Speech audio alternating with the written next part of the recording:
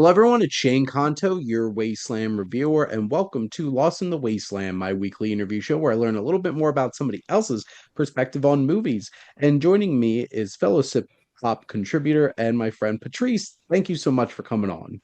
Thanks for having me back. Yes, and usually we're doing some spotlights or Muppet talk over on our my talk show, but now we get to hear a little bit more about what you love about movies. And let's get started. So I know I'm a big marathoning movies kind of person, but Patrice, if you had a day off, what would be the theme of your movie marathon? This is definitely something that I do before any vacation is planned, at least one day worth of, I want to either have this theme or this set Mhm, of movies. Like a lot of the times it's playing catch up, but I mhm. have had in the past, I've done like Murder Mystery Day, like, which is always Nice. fun. Like if there's a new, like the last couple of Glass Onions, like whenever Mhm, they were going to stream, like that was like the theme of the day leading up to it and stuff. But currently, there's a lot of documentaries that I would really love if they were like available to stream by the time I go on vacation. mhm, So, like, because if I have a whole day, I want things that are visual or like that have subtitles, things that I wouldn't normally be able to pay all my attention to. mhm. So, there's an art one that I haven't watched that's been out for several years called The Lost Leonardo about a Oh, I particular remember painting that was seeing stolen. that. So I really want to see that. And then the other ones are all very much artist centric. So the new John Candy one, I Like Me, Kim Mhm. Novak, Vertigo, Marley Matlin, Not Alone Anymore. And then there's one called Bob Gurr, Living by Design, which if you don't know who he is, he designed the Autopia cars at Disneyland. He's one Nice. of the original Imagineers. He was like the youngest guy on the team when they built Disneyland, but he's also worked on a lot of theme parks around the country and maybe outside of the country too. I know he's done stuff for Universal and Six Flags. Like he's done some really epic roller coaster designs, but he did a lot of the original bobsled ride Mhm. at Disneyland. So he's just a really interesting guy. He was a car guy. He designed a lot of the monorail related stuff. So he just did his documentary came out at a film festival a couple months back too. So really interested to see that. I It's interesting because Friday night is date night usually for Jess and I, and we catch up on like the new movies on streaming and stuff like that. We had a whole bunch of shows to catch up for this week because I was so busy in the evening, first week of classes and stuff. And then I'm like, I don't feel like diving too deep into like a 2 hour narrative film. So I picked out some documentaries and watched The Hobby Tales from the Tabletop, I which is saw about, that on your yeah. list. I am so excited about But that. after months of waiting to find it, the only time this new Marley Matlin documentary was in a theater near me was all during the week and all during the day. And I'm like, I have a job. Yeah. And it's out on VOD now. So I rented that last Oh, night. I cool. was so excited. And I'm also very excited about that new John Candy documentary for Hmm. sure. And the Kim Novak one that you Yeah. drew my attention to. So documentary. I put documentary marathon on my ballot for my movie marathons with my friends, but nobody votes for them because I don't think a whole bunch of people, most of them don't want to sit and watch documentaries like I will. Right. But I feel good like catch. people who don't love watching documentaries don't necessarily realize that you can watch them on anything. Like it's not all just like sitting in a classroom, like I'm going to learn about like Well, 18th century art today or something. I can guarantee you most of them do watch documentaries and they're all true crime stuff that they watch Well, on yeah, YouTube or Netflix and stuff like that. Just pointing that yeah, out there. that's accurate. So, Patrice, if you had a friend who had never saw a movie before, what movie would you show them? This is like the biggest responsibility ever, right? Because you set their expectations too high and they're ruined for movies after that. You set it too low, they might think, why would I want to spend my time doing this? Because, like, my initial gut reaction was, oh my gosh, I showed them the Lord of the Rings trilogy, obviously, because it's Mhm, fantastical. But it's real people. So it'd be mhm, something that they'd really get to see, wow, look at this world that they've built, but look at these like imaginary characters and stuff. And maybe mhm, they've read the books and now they're seeing something come to life and it would be really cool. But then I was like, that's a very specific set of people though that would probably want to sit through all that. And then I'm also kind of setting them up for failure for anything to come. Yeah. So I ended up thinking that something more in the fantasy realm, but more rooted in reality, like the Muppets, is a better starting point. Mhm. So, depending on if they are a book nerd, I'd go with Christmas Carol or Muppet Treasure Island. But otherwise, I think just someone with movies with like, because they have strong central characters. Doesn't matter if Yeah. you know who those actors are because they're playing a role. So they're Mhm. not cameo dependent. But I think those are the two, just depending on the time of year, if I go Christmas or Treasure Island, because I think it's a cool kind of entry point into here's what a film can be. Like It could be puppets it could and be puppets that Tim look Curry real. Like acting like a puppet. Uh, mhm. but Because um, the Great Muppet they- Caper was kind of in that thought too, but because it takes place in the 80s, I was like, I don't like. I think it's better to just take place in a different time altogether, so that they kind of get that experience of this is what movies can do for you. absolutely. As you can tell by my shirt, I do love the Muppets, obviously. So I have like four of these. That's awesome. Now, if you could pick one film to get a sequel, because we get so many of them, and so many of them that should never have gotten a sequel to begin with. But what's Oh a my film gosh, that yeah. you feel like deserves to get a sequel? This was the easiest question on this entire list because I have wanted a sequel to Without a Clue with Ben Kingsley and Michael Caine for as Okay. long as I can remember. I'm so upset that we never got to see their version of Holmes and Watson doing Mhm. more adventures. Because if you've never seen that, you've seen it, right? I have Where not. the whole premise is Ben Kingsley is Watson, but he's the brains, and he hired an actor to play Mm. Holmes. So Michael Caine is Oh just my this kind God. of drunkard, dopey actor playing Holmes who's getting all the credit for solving all this, but it's really Watson that's the brains. So Scott Lanyard's always coming to Holmes, and he's got to sober up and play the part. So it's a big mystery of I think stolen printing plates is like the base mystery in this one, but there's just I mean especially now you look at all the different iterations of Sherlock that there are, Mhm.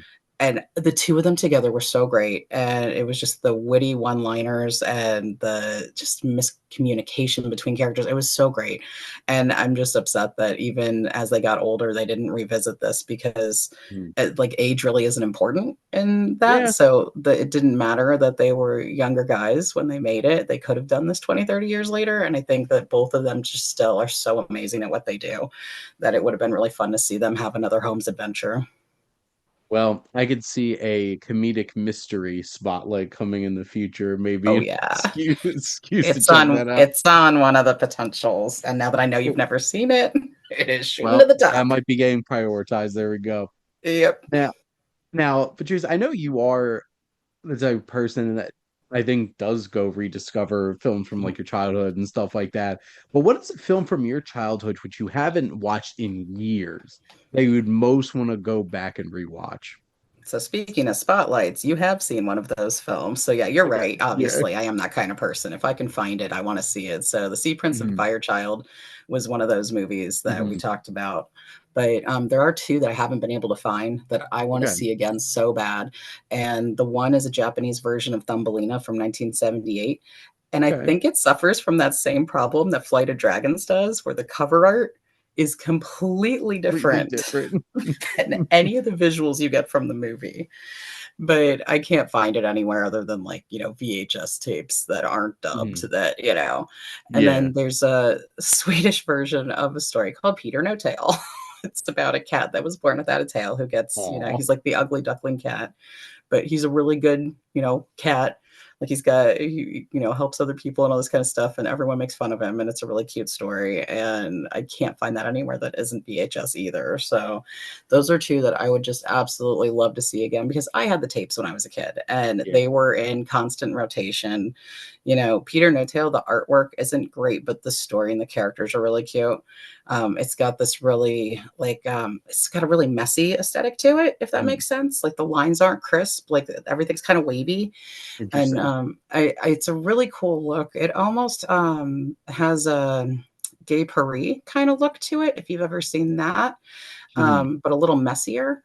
And it's just really cool look. And like you can tell it's not like a typical like American cartoon. Like I really like the look of it a lot, and it was just a sweet story. And then the Thumbelina was just really pretty. I still have very vivid visuals Mhm. in my mind of like the swallowtail birds and the bumblebees. So there's something about that animation style that really stuck with me over the years, and I would just really love to see the entire thing again. Awesome. Yeah, I we all have films like that, and that's why I think this is such a fun question. Because like sometimes like somebody will bring one up, and it's just like you have one of those just like forced flashbacks where you're just like, I haven't like that's not a name I've heard in a long time, Right? kind of thing. And it would be because like and there's some like buried in the back of your brain, and then something like just clicks.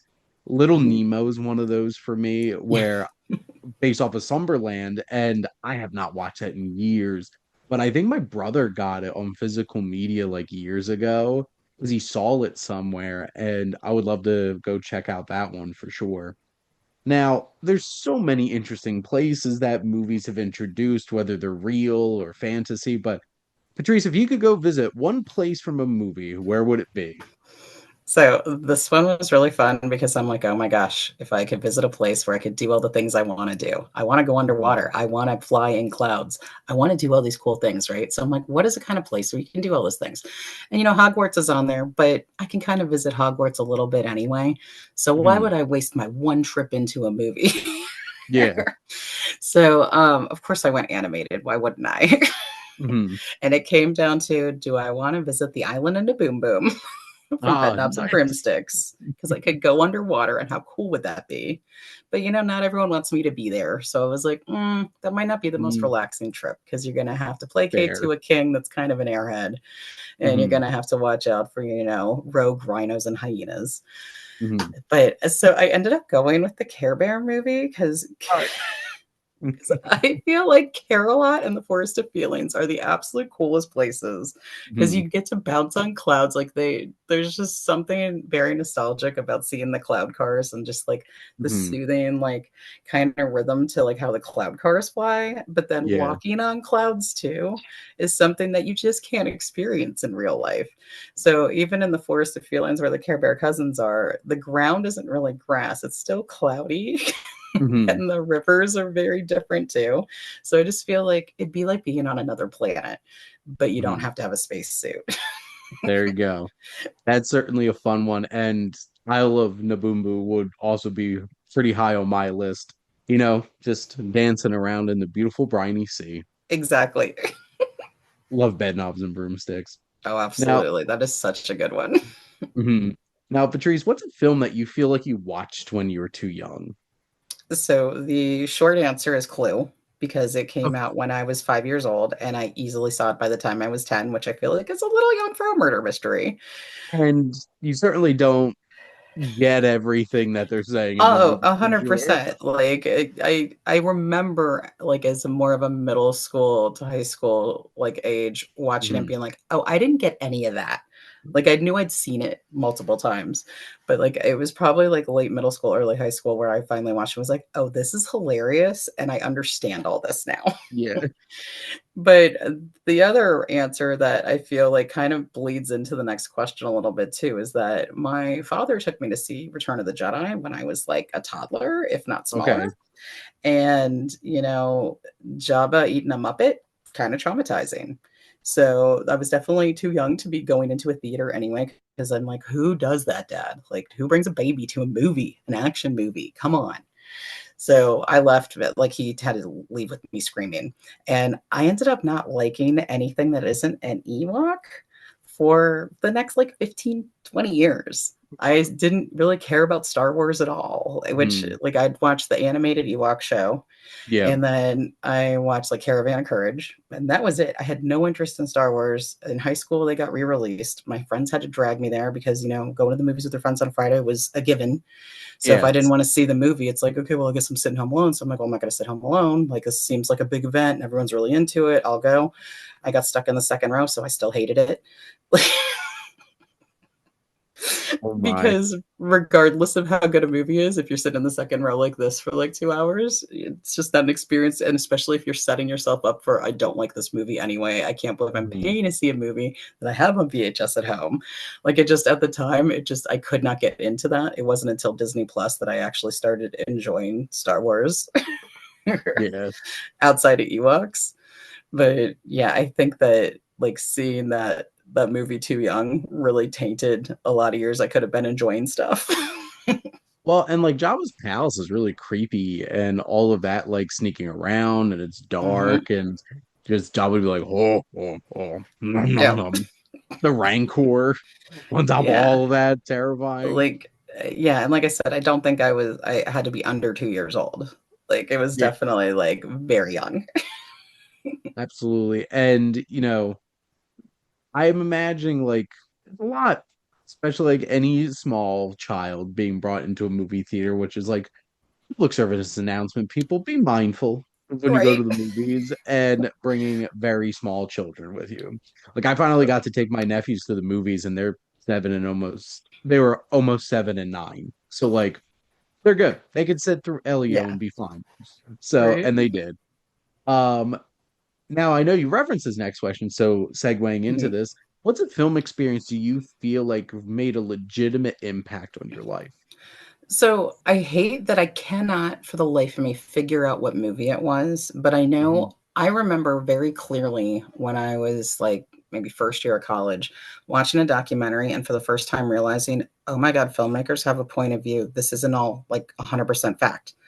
Because up mhm, until that point, like you're kind of led to believe, like, oh, hey, we're going to watch this documentary, or hey, there's this documentary on PBS about blah, blah, blah. Like you're watching documentaries and you think that it's all 100% truthful and like this is the fact and this is the way it happened. And I wish I could remember what documentary I was watching. I'm sure it was music related, quite honestly. mhm, But I remember about halfway in being like, oh my gosh, this is just one person's point of view. This isn't necessarily the truth. And being mhm, just like mind blown by the fact that like it's not like anyone ever tells you, oh, by the way, documentaries, yeah, they're pretty truthful, but they're told from a perspective.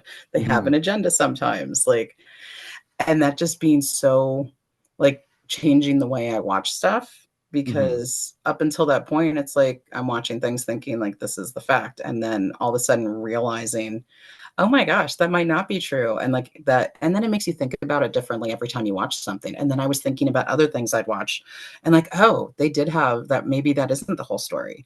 And going back and finding more information on other things that I had watched in that recent time mhm, and trying to find out, like, have I been getting brainwashed by just good filmmaking?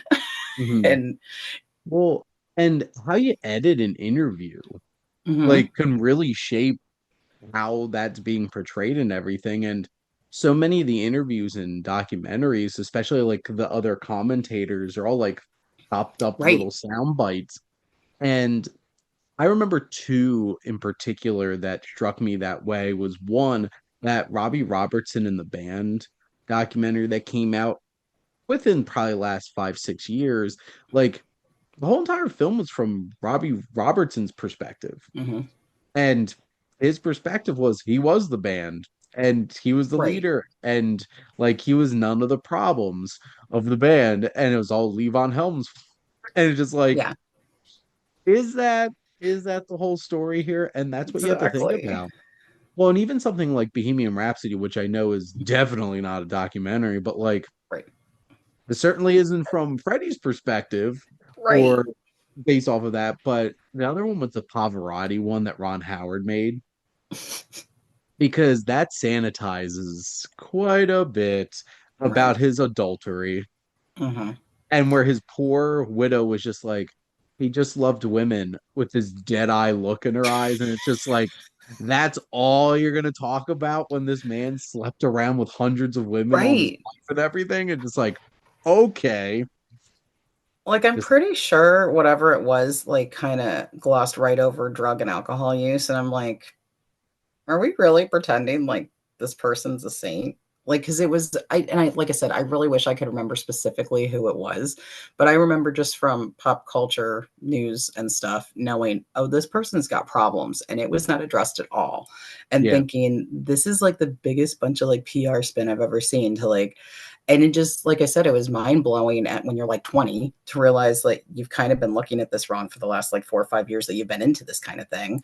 and then just watching everything so much differently from that point forward, because there's it's I mean, like, I'm not talking about like obviously like a Ken Burns documentary, because Yeah. those are, the national parks, and he's going through the history and everything else. But there's other, Yeah. when you're looking at ones that are on particular people and things like that, it's definitely easy to see where maybe the line between what really happened and what could have happened and what people remembered happened is, and that the dynamics between individuals can be a little skewed.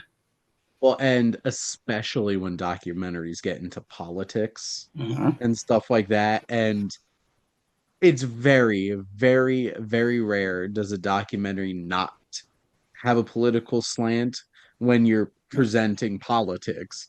And there's some that are just egregious to the point where like this doesn't even feel like a documentary anymore. This just feels like Right. propaganda Hmm. kind of thing. And one actually music documentary that helped me learn that lesson from the opposite end is like that David Crosby documentary that came out within I think that was like 2017, 2018. He was so brutally honest about how terrible a person and friend he was for all those years. It's like it was refreshing like hearing somebody being Right. like, "Yeah, this is my life and this is how it's going to Hmm. be. And this is how it was and I was the villain and a lot of Hmm. this." And even like yet again, not a documentary, but Rocket Man. Hmm. Like Elton John wasn't going to sanitize all the stuff that he went through in his No. life. It's like I've done a lot of things, and Well, yeah, and it kind of made, and at the same like age as I think when I kind of realized too, like the difference between documentaries and biopics, and that you can make a biopic that is not truthful at all. And mm, that was also kind of something that, again, like when you're younger, you're just like, oh, cool, they made a movie about whoever, like this will be cool.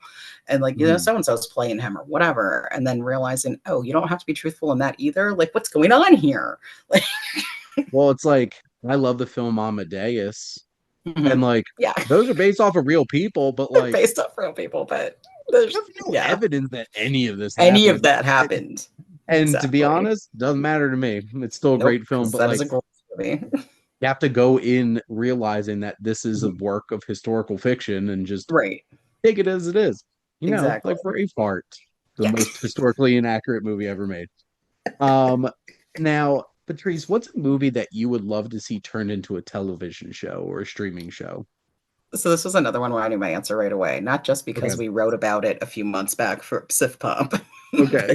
but we did our spinoffs Yeah. of series. But I really want to see the continuation of Jane Austen's Emma once she gets Nice. married to Mr. Knightley. Like, I would love to see like their first year of marriage, like, because Hmm. they get along great, like as friends and living next to each other and everything, because Knightley always just accepts her like extravagance and the things that she does, and he's a very practical person. Like, he's not going to ride a coach if he doesn't have to, things like that. Like, I'm going to walk here, all of that. Hmm. So just seeing them get used to living together and having to, plan their first ball or something Hmm. like that. And like, who do we invite? Because, he's not against talking to people that are of different classes and stations. Like, he's cool with like, let's invite the farmers. Yeah. And she would be mortified by something like that. So I think it'd be a really cool like dynamic to explore, because they clearly love each other so much, but is that going to be enough to like make it smooth sailing like throughout planning life and having kids and things like that? Hmm. So I just think it'd be a really cool story to go into as a series. I would love to see the continuation specifically of the Anya Taylor-Joy, Bill Nye, Johnny Hmm. Flynn one. Like, Yeah. I want more more Bill Nye I being Yeah. cold and having his screens. Oh my gosh, it's great. Like, could we get more screens in that room? Because my actual favorite version of Emma is the Romola Mhm. Gary, Johnny Lee Miller one. But Okay. unfortunately, Michael Gambon has passed, and he was Mr. Woodhouse in that one. So Mhm. yeah, Bill Nighy though, like he played it so great. I loved every bit of his like. just He looks rough. hypochondriac thing, Yeah. but just the way he played it was great because he wasn't as neurotic as past iterations, but he still Mhm. had all of that neuroses in him. Yep, absolutely. Now, I know you talk a little bit about a romance here, but Patrice, what's your favorite film romance? So that's one of them that's up there, but Okay. I actually prefer the Elizabeth Bennet Fitzwilliam Darcy of Pride and Prejudice, Okay. specifically Matthew McFadden and Keira Knightley. Mhm. But I love that movie. I love the book. I've watched so many versions of it. I love the Greer Garson and Laurence Olivier version. Like I love them all. Mhm. They're so great. But those two characters, just I love that they're from slightly different backgrounds and that they've got again differing views on propriety, and I'm not going to be told what to do, but it's in the different role because in this one, like Lizzie's the one that's like, I'm going to go walking by myself. Like it's going to Yeah. happen. Like just I love how the love between them grows and how they're both kind of turned off by it at one point or another in the story, but how they end up coming together. And it actually did end up getting a sequel a few years back. They did Death at Pemberley. It wasn't a Okay. Jane Austen book, but it was a continuation of their story. That was kind of cool. So, but I've always enjoyed that. And then there's other one more I think is worth mentioning just because it's not between people. Okay. Is I don't know if you ever watched any of the kind of compilation of shorts that Disney put out between like the 40s and 60s, but there's one called Make Mine Music, and it's from 1946. And one of the features in it is about two hats, Alice Oh. Bluebonnet and Johnny Fedora.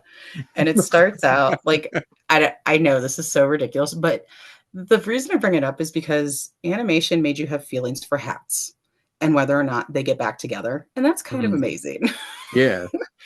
It's just such a cool thing that like animated characters could be drawn in such a way and the story could be told through a song in like 5 minutes or whatever it is, to where you actually care about whether or not Johnny Fedora ever sees Alice Bluebonnet again, all because they were put out in a display window next to each other when they were Mhm. brand new. And then you travel through their lives where they kind of pass in the streets occasionally and they both end up on the heads of two horses pulling a carriage together at the end. I mean, it's so. Oh. I get okay. I just got chills from hats. Like that's ridiculous, but that's what movies do, and that's so cool.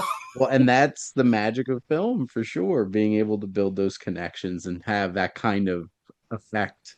But that's really sweet. And obviously, Pride and Prejudice is pretty legit in Mhm. terms of Oh classic yeah. romance there for sure. Now, my last question for you. So, you've been hired to teach a film class. Patrice, what is your curriculum going to be for this class? My curriculum is going to be based off of the use of practical effects.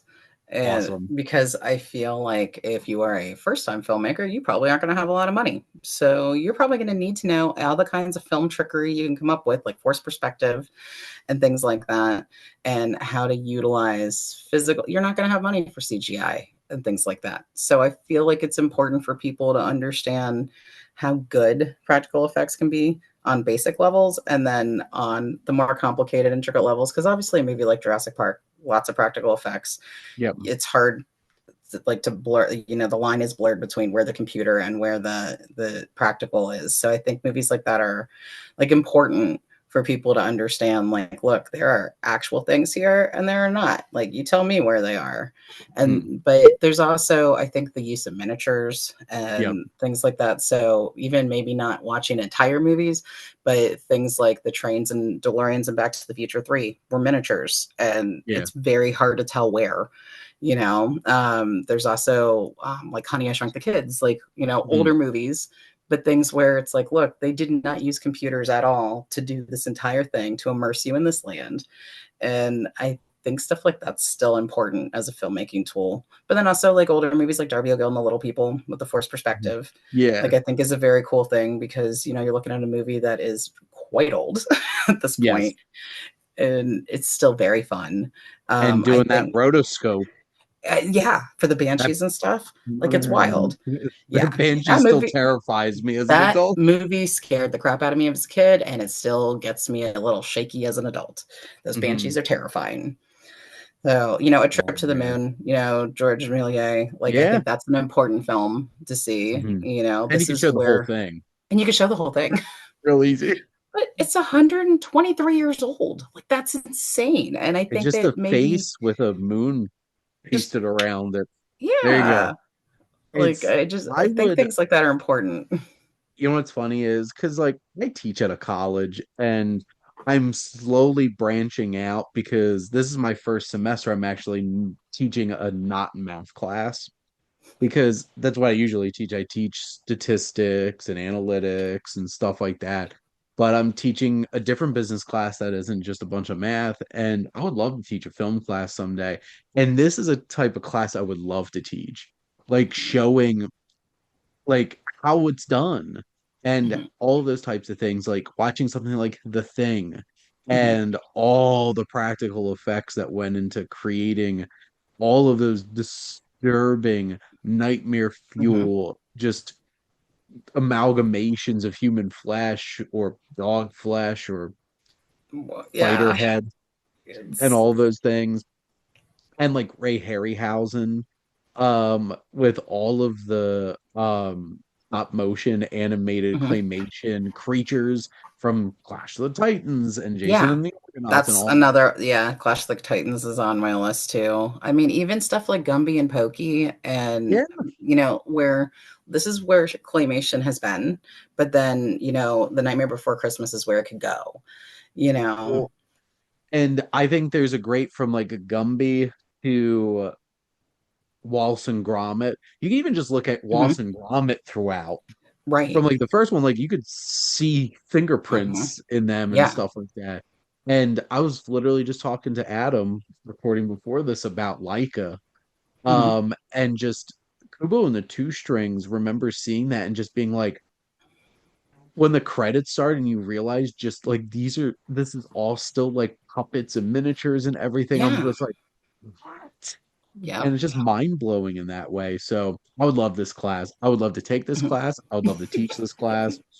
And it's so impressive being able to see what filmmakers have they been able to do. And that's why I love that ILM series on Disney Plus. Oh my gosh, it's amazing. And that second season, which wrapped it up, was also emotional. Those last Ugh. three episodes and seeing how they meta kind of Mhm. took over and Right. really started getting a lot of that. But damn, that would be a fun class to take for sure. Yeah. I'd be there. I'd be enrolling in your class, Patrice. Yay, I have one student. There'll be more. But Patrice, how I always like to wrap up the show is have my guests ask me a question. So, what would you like to ask the Wasteland Reviewer? Okay, so regardless of like your skill level in any way, shape, or form and our ability to travel in time, Hmm. what movie would you like to work on and in what capacity?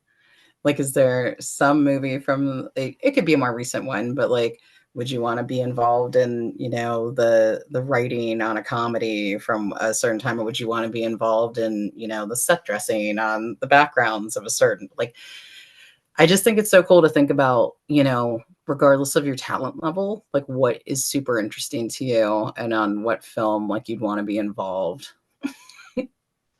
I my most immediate reaction would be I would want to be in a movie. Would be a lot of fun as an actor. And I'm trying to think And like that's an option. I would 100% want to be either in Clue Hmm. because so fun fact, um one of my our former assistant director of my tutoring center before I took over, Jenny, she was so theatrical. And we did a difficult tutoring situations training where she turned the movie Clue into like we're all being blackmailed for the bad things we did as tutors. And I was Mr. Green. Oh my gosh. And I feel like that would be such a fun time. Either that or I want to star in a Muppet movie, Yes. either being along with the Muppets or I want to be one of the Muppets. Yeah. Like I my brother and I do all types of voices and stuff like that. Hmm. And I feel like I could have a fun time coming up with one of the Muppets and just being a part of one of the Muppet movies. Oh, I The know. Pirates.